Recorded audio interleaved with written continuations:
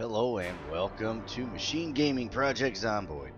Tonight I'm going to do a character creation tutorial. This is mainly going to be aimed toward newer players who are just getting into the game. But if you are a veteran player who's just coming back to the game, as you can see in the lower right, I'm running version 32.30. You might glean quite a bit of useful information out of this. The longer you've been away, the more useful this will be probably, because we have had some changes in the game over time. There are only two mods that I really always run that affect the game, so I'm going to tell you what those are in advance. One of them is the Alice Pack mod. I find it terribly unrealistic that the strongest person on Earth can only carry 20 pounds and an additional 20 in a bag. So the Alice Pack mod will give us larger bags that is a lot more in line with reality. HD body textures, I don't really count that as running a mod. It just improves some of the appearances, as you can see in the picture there. Insane Electrics is one that does change the gameplay a little bit. We're going to be playing in survival mode, so it's not going to make a huge difference. But this mod allows you to pick up fridges, stoves, microwaves, and grills and bring them wherever you want, really. You can bring them back to your safe house. Be advised that you run extremely slowly while carrying them, so you are a very easy target, and it does take some time to place them, similar to building something. It takes several seconds to put it down. While you're carrying it, you are pretty much a walking dog. So be very careful if you do decide to use this mod. And on survival mode, it's not going to make much of a difference because the power and water will shut off so soon after starting the game that having an extra fridge or having a fridge where you ordinarily wouldn't really doesn't make much of a difference at all.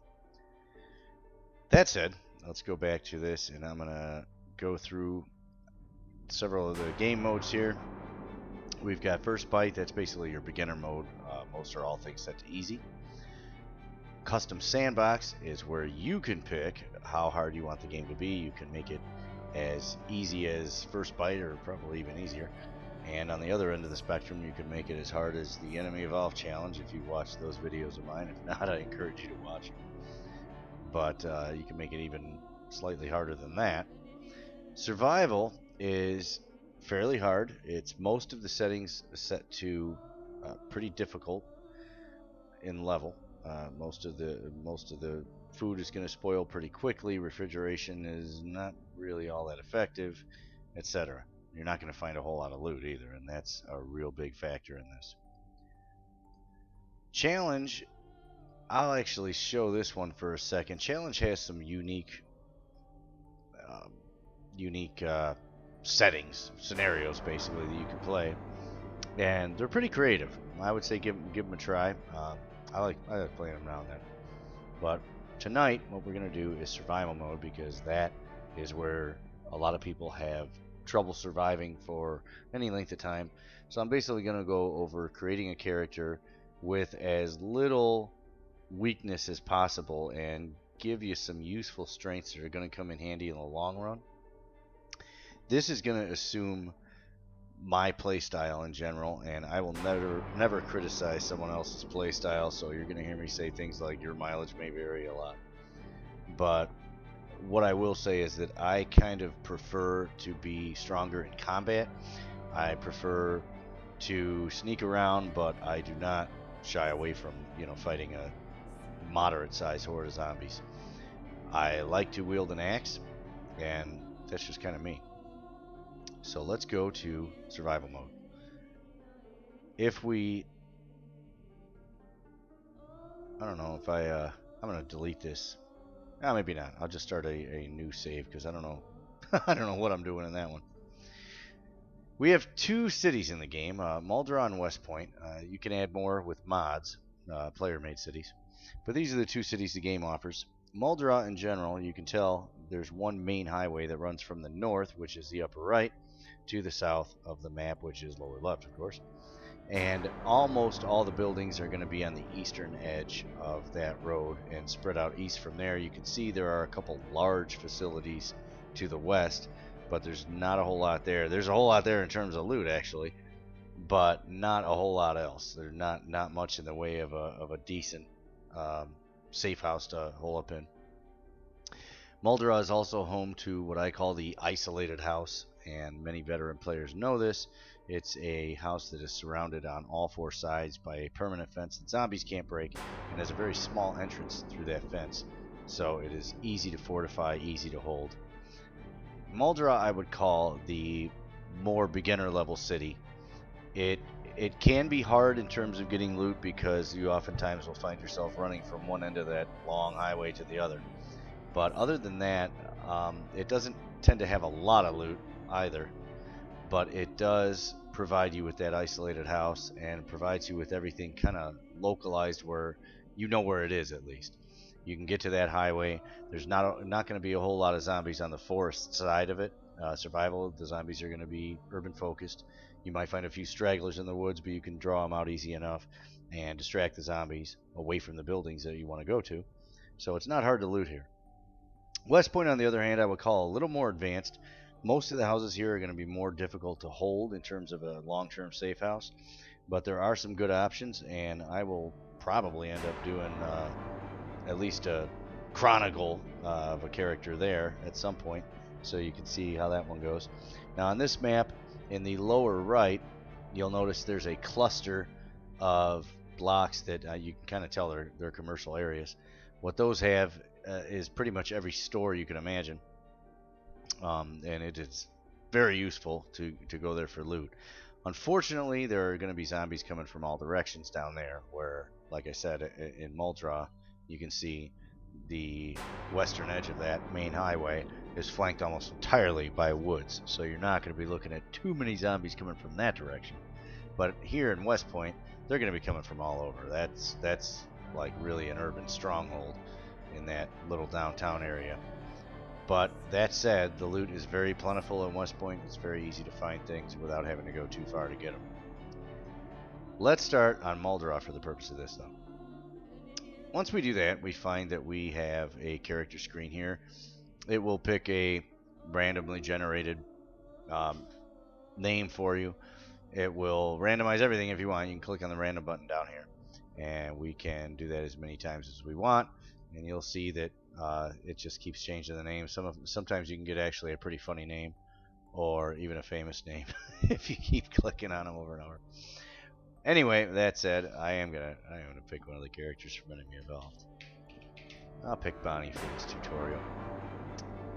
She's nice and survivable. So you can change a lot of things about the, well, not really a lot of things about the females. You can change more about the men, chest hair, facial hair, etc. Women mainly just skin color, and hairstyle. Can't really change a whole lot about the women. I recommend in survival mode starting with a vest and skirt for a woman, and that's because it's going to be summer, so if anything, you're going to be taking clothes off, not leaving them on. And for the colder months, provided you survive that long, pants and excuse me, pants and a sweater won't be that hard to come by. I do like to pick colors that kind of stand out from the crowd for my characters, so I can see them nice and easily. So we can see she's red, and pretty bright red. That I like. That means I'm not going to lose track of her in the fray that's sure to ensue. So now that we pick that, we go to the occupation and traits screen.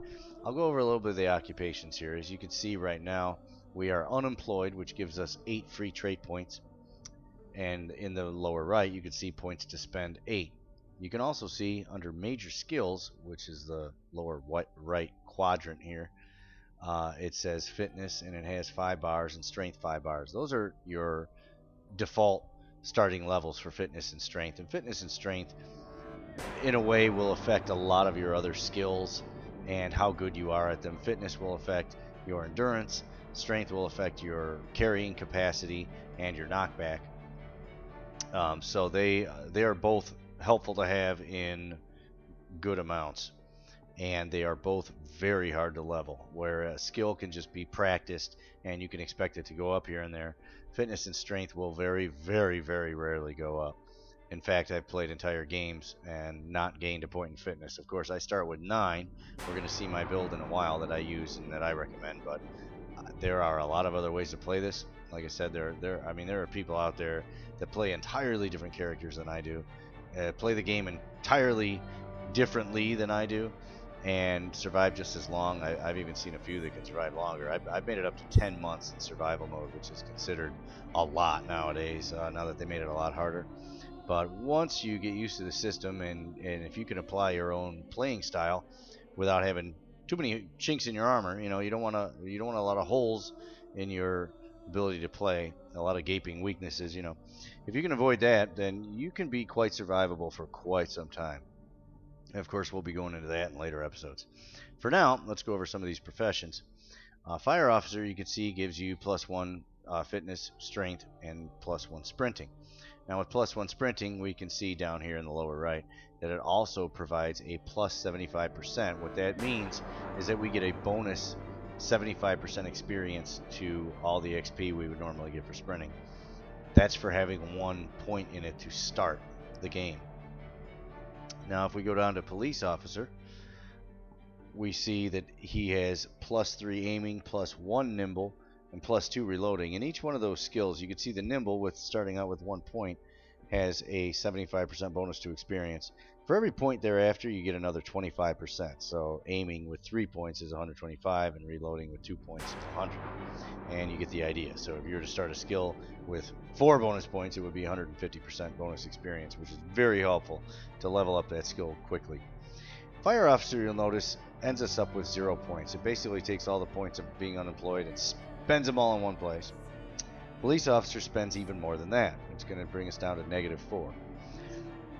I consider police officer useful if you're going to be doing a lot of firearm combat, but I don't even recommend doing a lot of firearm combat because it attracts zombies from far and wide and from all directions. Park ranger, we've got carpentry, foraging, and trapping. Foraging is going to help you out in the wilderness. You're going to be able to forage for goods in the forest, and this will help both the amount and the frequency you find items. Trapping will help you trap animals. That's pretty self-explanatory. Now, I actually do not use either of those. I have found that I kind of prefer farming, and if I ever fail at that, fishing for growing food. But I've never even had to fish either. What I primarily will do is farm things in overlapping stages so that I've always basically got some food coming to harvest, and at that rate, I can keep food on hand all the time that's not spoiling. And I'll go into how to do that later. Construction worker gives us +3 blunt accuracy and +1 carpentry. So again, he's going to build things a little more effectively than normal, like the park ranger, and it's going to level faster. The +3 blunt accuracy, what accuracy does with melee weapons, blunt and blade, it's going to not actually affect accuracy because you're always going to hit if you swing and they're in range.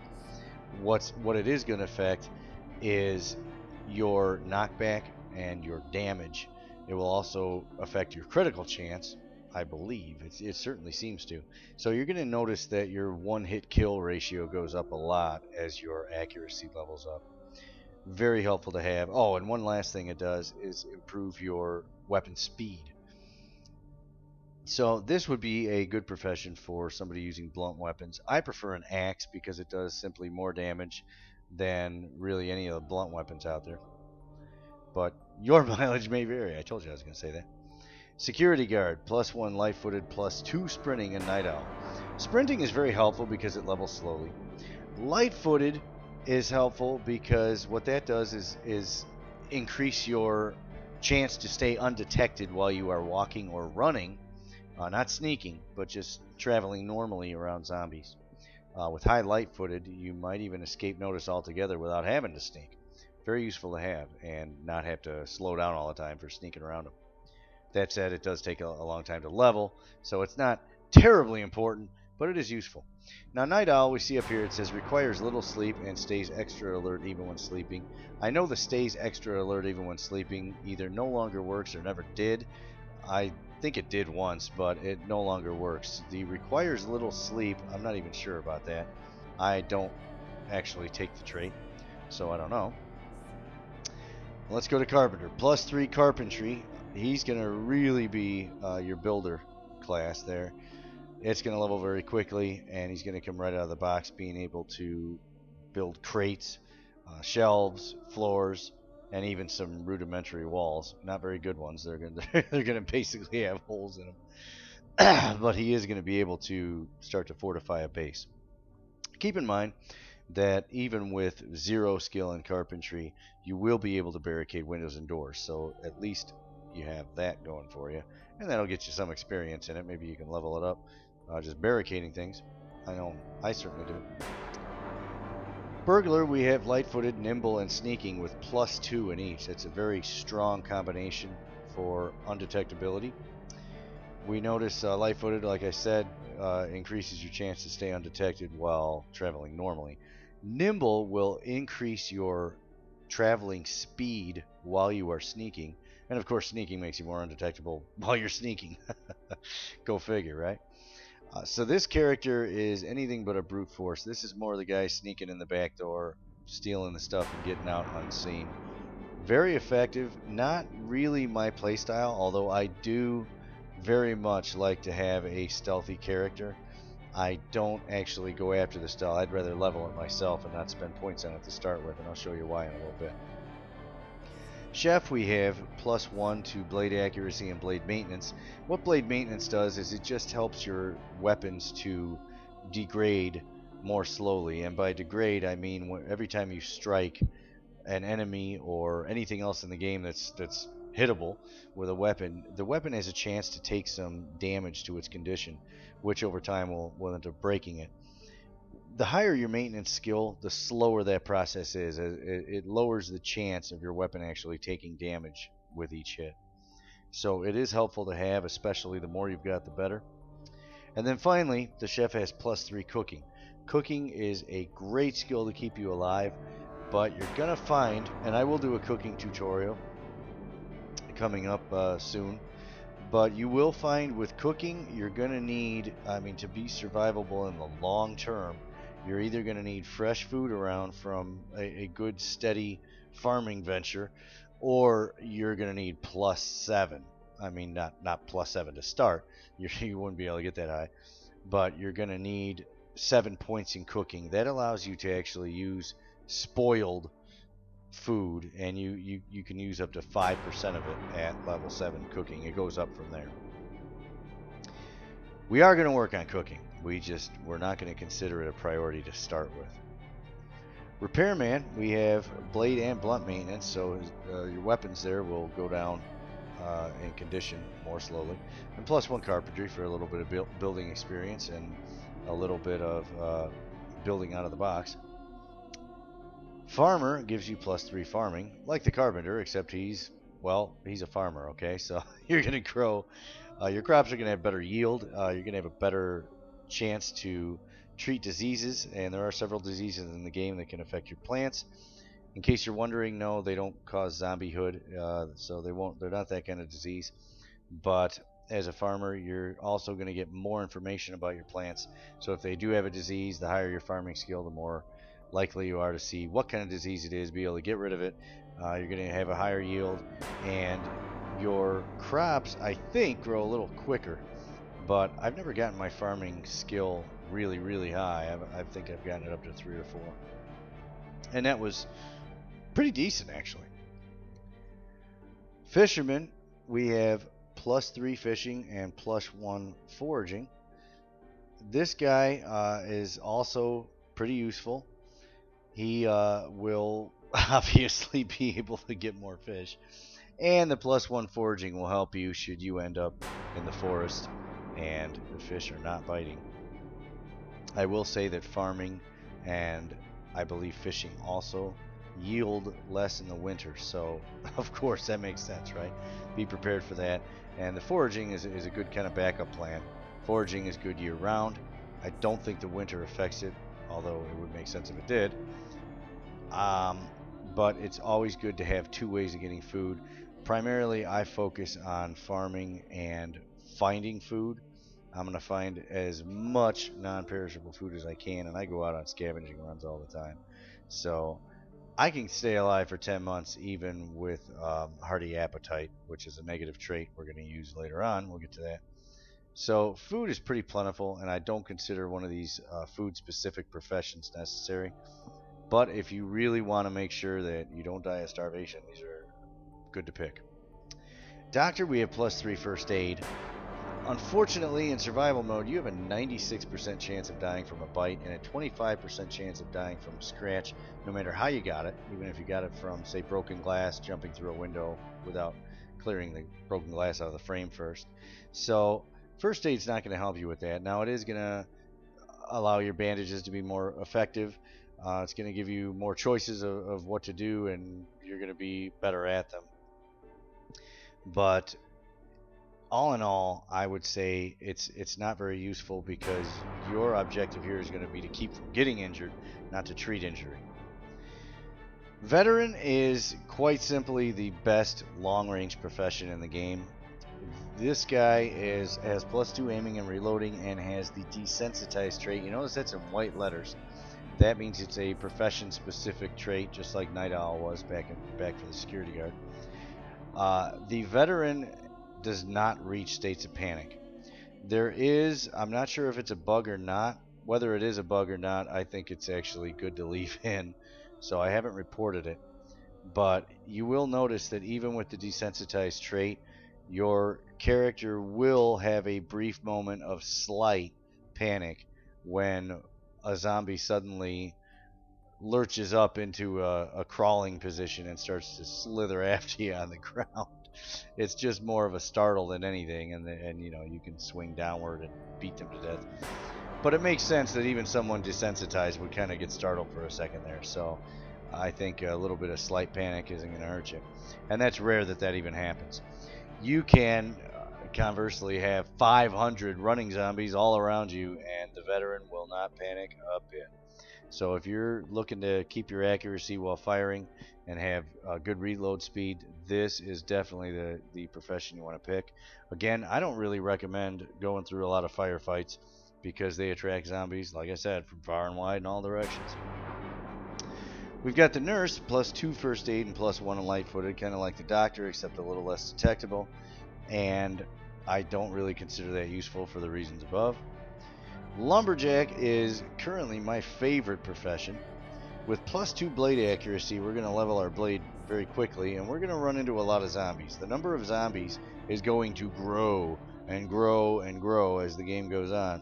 So you're going to notice that even on normal, which is where survival mode starts out, our population of zombies in town is going to grow significantly as the game goes on. And within even 2 or 3 weeks in the game, you're going to see a huge difference in the size and number of hordes, you know, standing around or even traveling around on the map.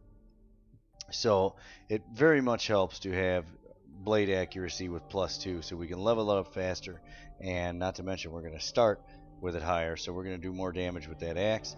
+1 strength will allow us to carry more, give us better knockback, and the Axeman trait allows you to swing an axe faster. It also allows you to chop down trees with fewer swings. So that too is helpful.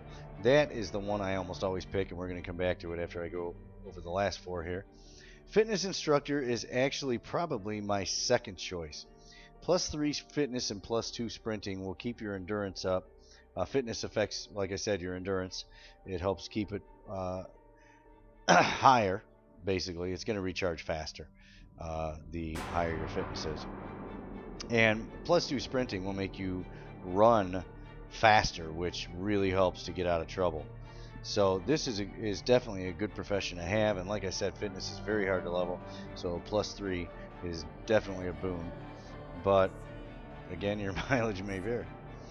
Burger Flipper, we've got +1 blade maintenance and +2 cooking. He's kind of like a weaker version of the chef.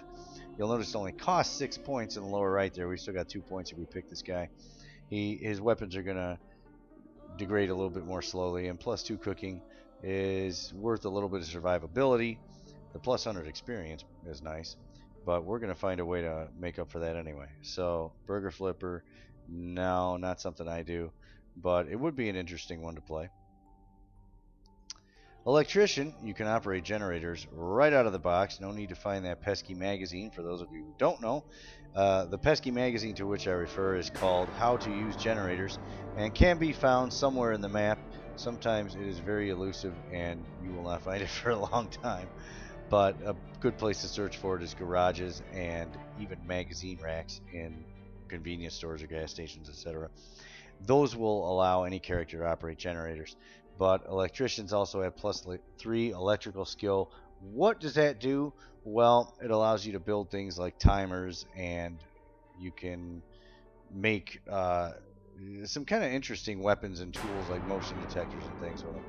So that's where that skill comes in handy. And starting out with +3, if you're gonna do anything involving electrical skill, +3 is great because electrical only goes up as you are dismantling earbuds and video games and headphones and cordless phones and other things you find in the game, which all those combined are very rare. So it's going to be very hard to level up your electrical. So this guy will actually help eliminate that problem. Again, not one I pick, but it is certainly interesting to try out. Engineering can make traps and explosives right out of the box. Again, for that, you've got some magazines you'll need to pick up in the game if you want to do it with any other profession. Unfortunately, there are traps and explosives that an engineer can make that nobody else will ever be able to make. And that's fine by me. I really don't rely on traps and explosives to survive. But again, this would be an interesting choice to try out.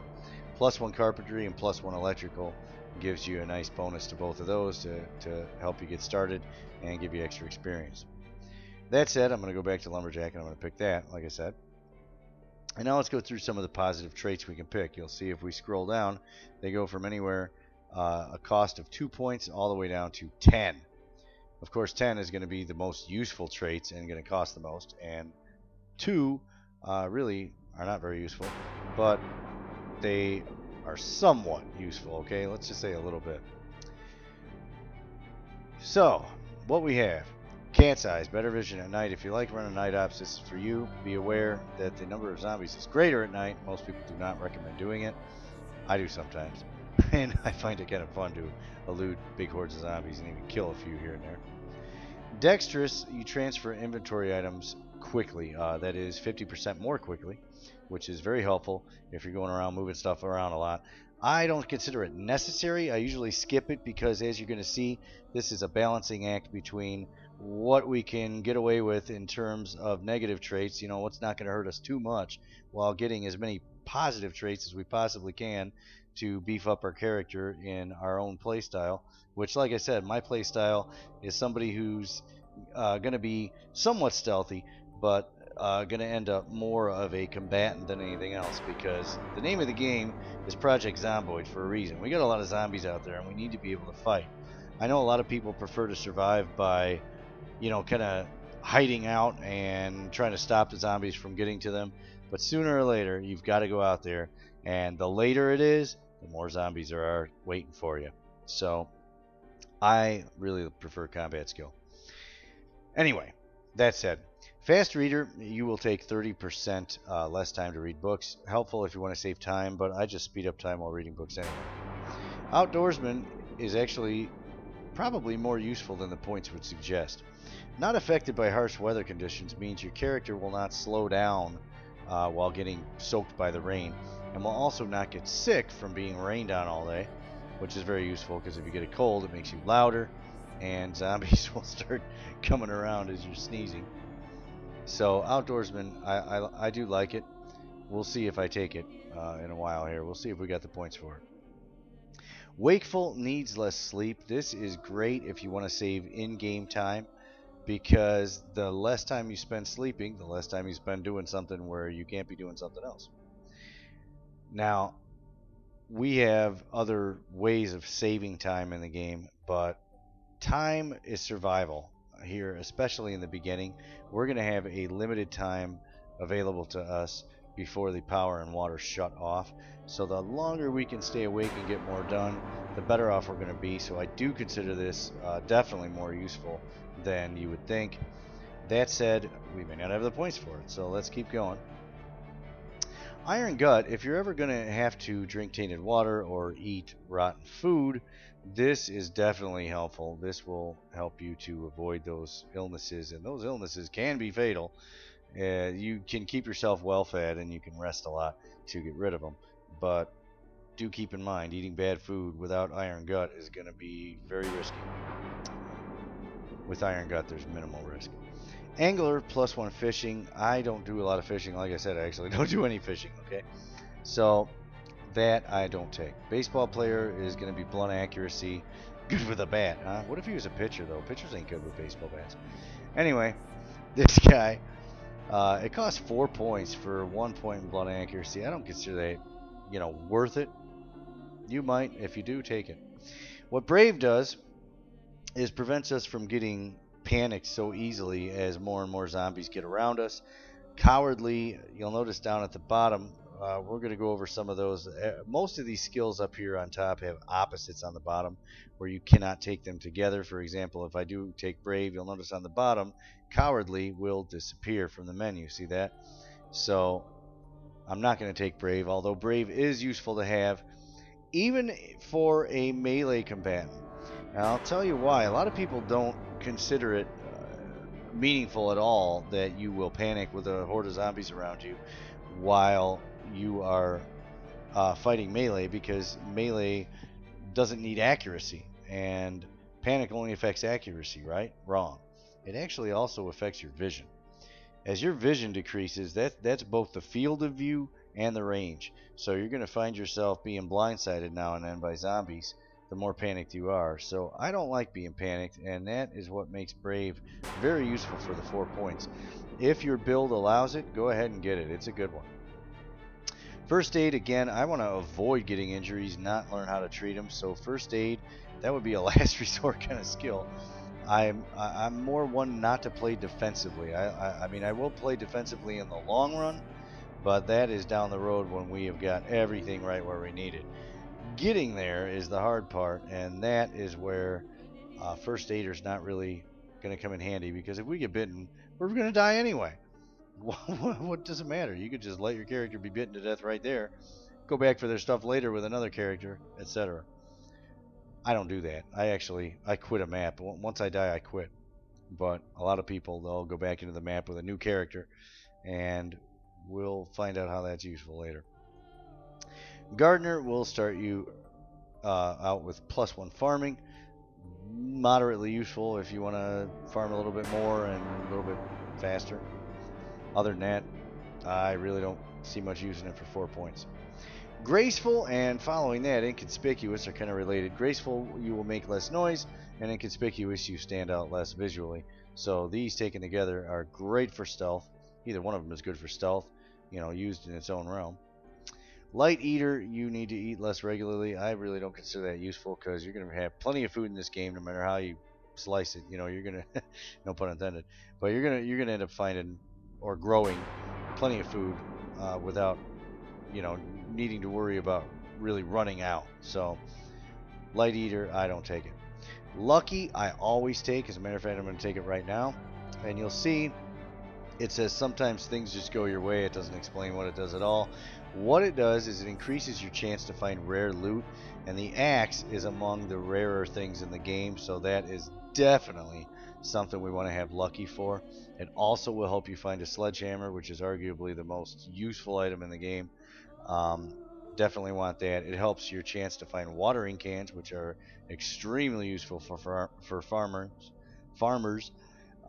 They hold 200 units of water, so those are great to have. Also, all kinds of stuff you can do with lucky. Also, it increases your chance to repair items. Great skill, and I'm taking it. Resilient makes you less prone to disease and slower rate of zombification. Yes, this actually will decrease your chance of getting zombified from a scratch or bite. I don't know what the percentage chance of that is. I'm assuming, though, that if by default your chance of surviving a bite is 4%, what will this do? Maybe double it to 8%? And if so, you're not all that great off taking it. But somebody let me know. If anyone knows what the exact percent is, let me know, because I'd like to make that more public. I couldn't find information on it that was concrete really anywhere. Runner will give you +1 sprinting, and that I don't consider worth the 4 points. Gymnast will give you +1 light-footed and nimble, so you'll be a little less detectable while running around, and faster while sneaking. This is great for getting around, basically, and not attracting too much attention. For 5 points, though, I'm going to skip it. Brawler is, well, hey, there's a combatant for you. 6 points, though, for 1 in blade accuracy and 1 in blunt accuracy. I'm not going to take it. Eagle-Eyed will give us a wider field of view, and where it says faster visibility fade, that's actually backwards. It's slower.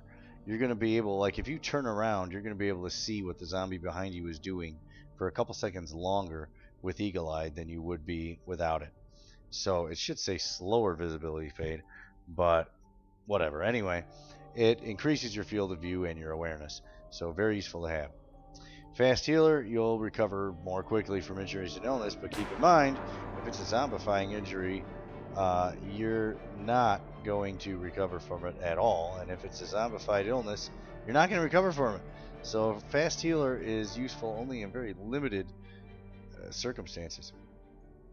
If you want to go jumping out of windows on second floors all the time, it's probably good to have. You'll be running around with a fracture, but you'll find it.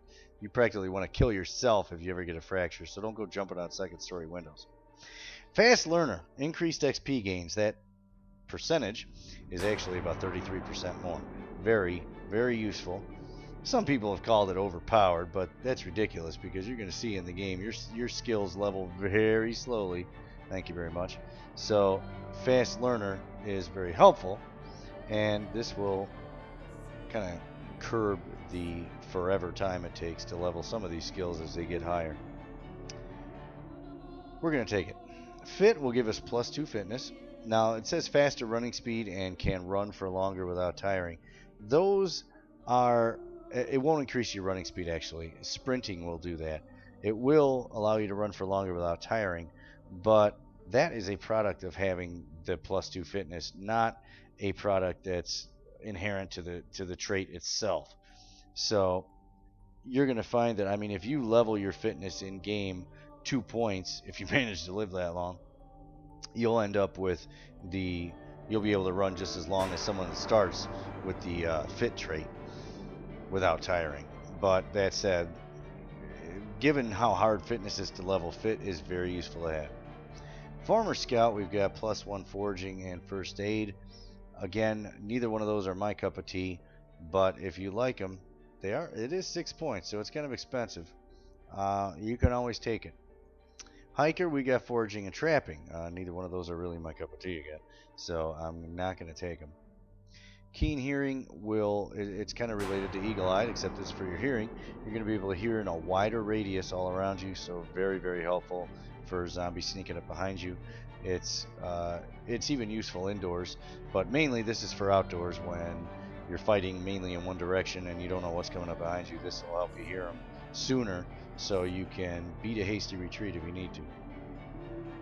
Low thirst needs less water to survive. Hey, we're going to find plenty of water. I'm not interested in that. Organize will actually increase the capacity, not of the ground tiles, but of all of your containers like backpacks, cabinets, shelves, crates. And it's gonna take most of the like the crates, the shelves, anything that holds 50 pounds for standard is going to hold 65 with the organized trait. So that's what it does, and it also increases the capacity of your bags by about a third. Self-defense class is going to give you blade and blunt guard. What guard does is helps you avoid being scratched or bitten while wielding that particular type of weapon. So your guard is going to go up the more you push zombies away while wielding, for example, wielding an axe. Your blade guard is going to go up as you push zombies away from you who are trying to bite you. Stout is kind of the equivalent of fit, except for strength. It's +2 strength, so that +2 strength will give us extra knockback and increased carrying weight. Very helpful. Thick-skinned, less chance of scratches or bites breaking the skin. This is very helpful. If you end up surrounded by a lot of zombies, you're going to have less of a chance to get infected. Great trait to have if you consider the points worth it. Adrenaline Junkie is kind of a tricky one. You move faster when highly panicked. Well, as I said before, I don't like being panicked, but what some people will do, they kind of strategize this one out. They say, all right, well, I'll take all the panic skills, which include Cowardly down here. Cowardly is going to make you panic easier with zombies around you. They take hemophobic, which is going to make you panic whenever you bandage yourself. But it doesn't matter if you panic doing those things if you're in panic all the time, now does it? So they take agoraphobic, which panics you when outdoors, and claustrophobic, which panics you when indoors. All four of those taken together means you're going to be in extreme panic 24/7. And if you take that combined with adrenaline junkie, well, voila, you just actually gave yourself a positive balance of 5 points because it cost us, or I'm sorry, it gave us 13 points taking those traits and only took 8 away for adrenaline junkie. And we're going to be able to run faster all the time. Great, right? Well, no, because I really can't stand the loss of vision that comes with that extreme panic. So I do not do that build, but experiment with it if you want. It is very useful if you can stand the vision decrease.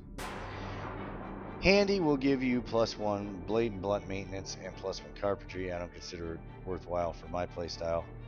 Your mileage may vary. Hunter, aiming, sneaking, and trapping. Trapping I don't do. Aiming I don't do a lot of because I try to avoid firefights, unless I'm in the mood to shoot it out a little bit. And sneaking I do like, but not for 8 points. Now we come to athletic and strong.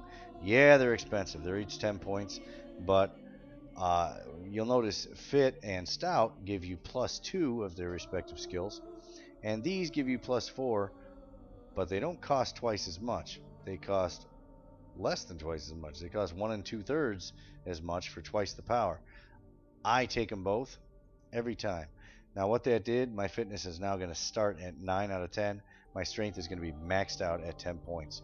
So this is a fantastic combo for not only combat, but for doing scavenging runs and for running. So we're going to see how that comes in useful. And the unlucky and fast learner combined with that, our scavenging runs are going to be more effective, and we're going to learn more easily from the things that we do in the game. Now, you'll notice if you look in the lower right, wow, we've got 30 whopping points to make up. So let's see if we can find some negative traits that aren't too bad, that aren't going to ruin our game experience, we can afford to take. All thumbs, you will transfer inventory items more slowly. But where dexterous gave us a 50% bonus, this will give us a 400% penalty. So, wow, is that punitive for only giving you 2 points? I don't take it. Clumsy, you'll make more noise when moving. I prefer to have the capability to sneak around, and I may not be the best at it, but I like to be somewhat effective, so I avoid that. Cowardly, you're especially prone to being panicked with zombies around. I'm going to try to avoid it. Let's move on. Hard of hearing, you're going to be less situationally aware with that or with short-sighted down here, so I avoid both of those. Hypochondriac, you may develop infection symptoms without having been infected. Okay, that is kind of annoying, but it's not a game breaker, so we may come back to that one. This one here, slow reader, is one I always take. It takes you longer to read books, 30% longer, where fast reader gave us a 30% bonus. This is a 30% penalty, but it gives us 2 points back, and we can always speed up time to speed up the process. It doesn't save us in game time, but it does save us overall time, so I kind of pretend, yeah, what's the difference? Hemophobic, I'll panic when bandaging myself, and I won't be able to perform first aid on others, but that is okay. In multiplayer, you might consider it, consider not using it, because what if somebody else needs your help? Then again, if they need help that badly, they're probably going to die anyway. Hemophobic in a single player game is entirely fine because you're going to be bandaging yourself not while in combat anyway, so panic is not going to make a difference. Weak stomach, I always take it because I do not eat rotten food or drink tainted water. So this one is a no-brainer for me, but again, if you do want to be able to get away with doing those things, don't take it, because I swear it's almost 100%. If I do eat rotten food, it's like, oops, I ate rotten food, and then I'm sure enough, like within a few hours, I'm starting to feel nauseous. We got agoraphobic and claustrophobic. We already went over those. That's gonna put us in extreme panic when we're in those respective environments. I want to avoid them. Conspicuous is kind of like clumsy, except it makes you more visible. I don't want that either. Disorganized will decrease the size of our bags and cabinets, etc. Hell, I want more carrying capacity, not less. I mean, I don't consider what the game has by default anywhere close to fair. So disorganized is just pure gimp. If you want to run around carrying like 4 pounds of shit, I guess you might find it useful. Maybe if you want to gimp yourself, just to make the game really hard. But actually, I like to carry more than a can of soup and a package of ramen noodles back from a scavenging run, so I don't want to take this.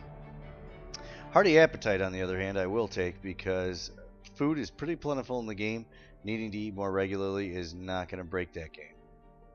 Pacifist, less effective with weapons. Wow, no thank you.